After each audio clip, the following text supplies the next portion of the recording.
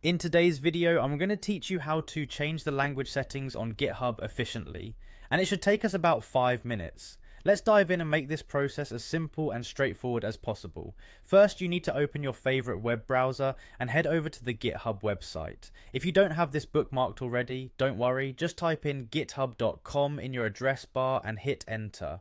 Once the page loads, the next thing you're going to do is sign into your GitHub account. You'll want to click on the sign in link on the GitHub homepage, enter your credentials, and you'll be ready to proceed. If you're having trouble signing in, make sure that your email and password are entered correctly and that your internet connection is stable. Once you're logged in, you'll be greeted by the GitHub dashboard, your central hub for all your repositories and activities. You'll see your profile icon in the top right corner. Click on it to reveal a drop-down menu.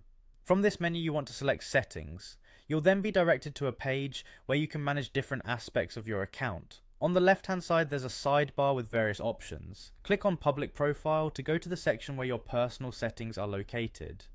This is where you'll have the chance to customize how your GitHub presence is presented to others, from your profile picture to your bio. Now look for the Preferred Spoken Language section.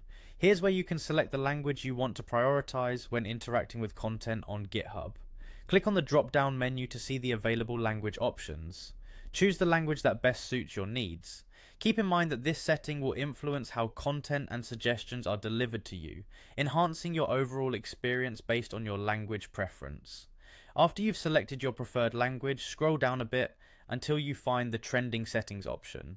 This feature allows you to customize how trending repositories are displayed to you. If you want to stay updated with the latest popular projects in your selected language, make sure this option aligns with your language preferences.